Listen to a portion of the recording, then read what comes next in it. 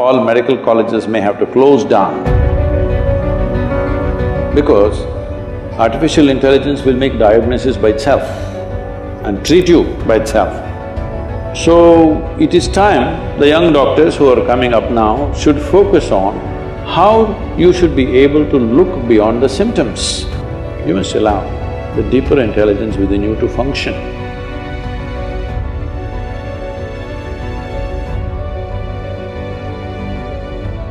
The antibiotic resistance is increasing day by day and Ayurvedic practices are declining day by day. So how do we create a perfect amalgamation between the practices of Ayurveda and Allopathy? Ayurveda and Siddha and naturopathy is growing big time in the West, particularly in Europe, very big. In India, of course, it's dying because they have to approve it for us to take it. Without their approval, we cannot take it. But we must understand the difference between allopathy and these other Indian systems. Right now, an Ayurvedic doctor is going to another medical college just like you go for 4 years or 5 years or whatever. So what he's learning is a downgraded medicine, downgraded understanding. An Ayurvedic doctor or one who wants to practice Ayurveda should not go to a 4-year course. You have to invest your life in it, otherwise it won't happen. Traditionally, from childhood, they learn to feel the herbs, they learn to feel the people, the pulse and this and that. This is developing a certain intuition where we don't go by the symptoms that you're showing on your body right now. We don't see your temperature and say, this is what it is. We don't look at those symptoms. We learn to look much deeper into the system to identify what exactly is right and wrong with your system. This will take a different level of involvement. That involvement is missing right now. We're looking at things, if I do this much, I must get this job or I must get this place in the world. With this, these systems may not function very well. You must have heard this, the same medicine one doctor gives in Ayurveda and Siddha, the same medicine, in one person's hands it works very well, in another person's hands it doesn't work well because the person who gives it is as important as the medicine, because it's not working just by its chemical composition. The entire allopathic system is working out of chemical composition. Anyway, there is a danger that in the next 25 years, all medical colleges may have to close down because artificial intelligence will make diagnosis by itself and treat you by itself. Surgeries are all happening now, robotic surgeries are happening. Still human beings are needed because machines need to be upgraded. But in 25 years' time, even today, in United States, I know doctors. I saw a doctor whom I know very well. He is carrying an old BlackBerry, the first model that came, which is that thick and a huge capability. Every time any patient, whatever, he just goes there into his BlackBerry. I said, what are you looking in the phone and treating people? He said, no, Sadhguru, all my textbooks are here in this phone. I'm just looking and telling them. So if you can look, the phone can become smart enough now that it will tell by itself. If you just tell the symptoms to Alexa, she will tell you what you should do.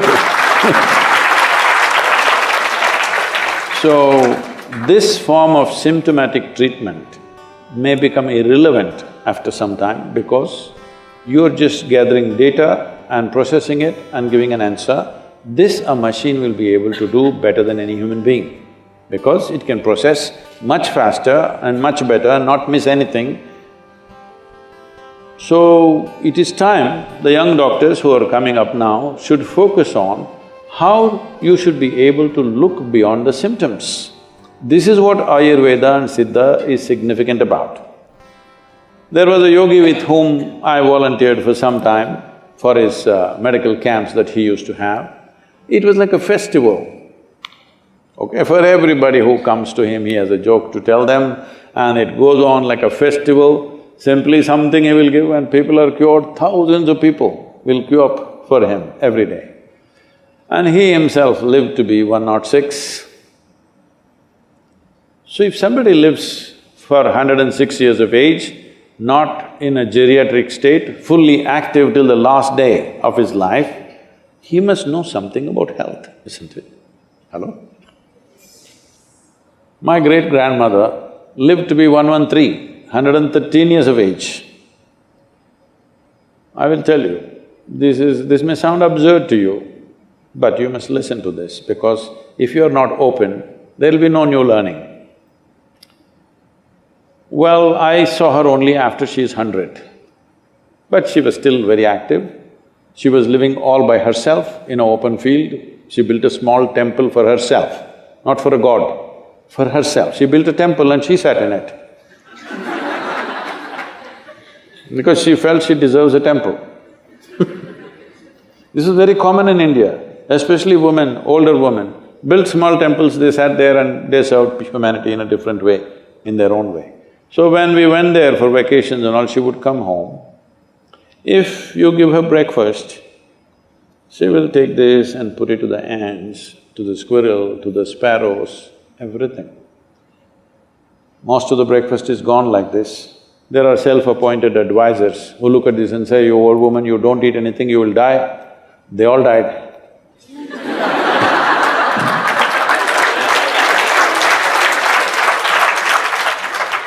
And she will simply sit there looking at these sparrows and ants eating, simply tears would be rolling from her eyes. And when somebody said, "You've not eaten?" She said, "I'm full."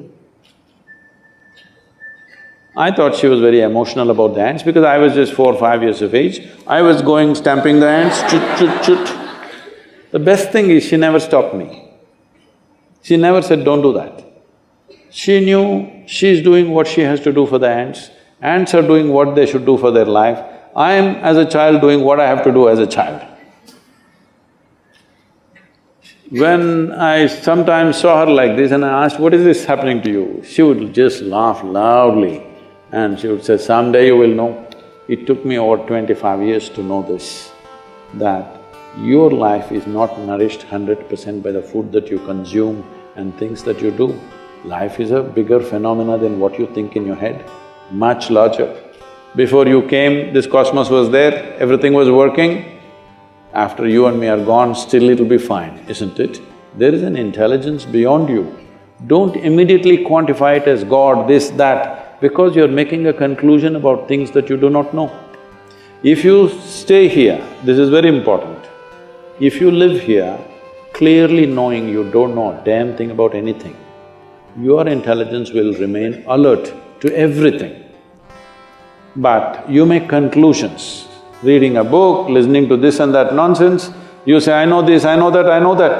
The moment you identify with your knowledge, you will become very small, because it doesn't matter how much you know, still what you know is a minuscule in this existence, isn't it? But our ignorance is boundless. This is called as the intelligence of ignorance. If you always know that you do not know, your intelligence will remain super alert. Whether your body is awake or asleep, it will remain super alert. This is what a doctor must do, because I'm sorry to say such things, you may know medicine, you might have read all the books in the world, you might have treated many patients, but still, everything seems to be perfect, somebody will die in your hands. Everything looks like he's going to die, he will sit up tomorrow morning. You will see this happening, yes or no? So, there is intelligence beyond you and me, there's an intelligence which makes us happen, there's an intelligence which can make a mango into a human being. If you don't allow that to function within you, if you think everything is in your head, you will become a dumb doctor.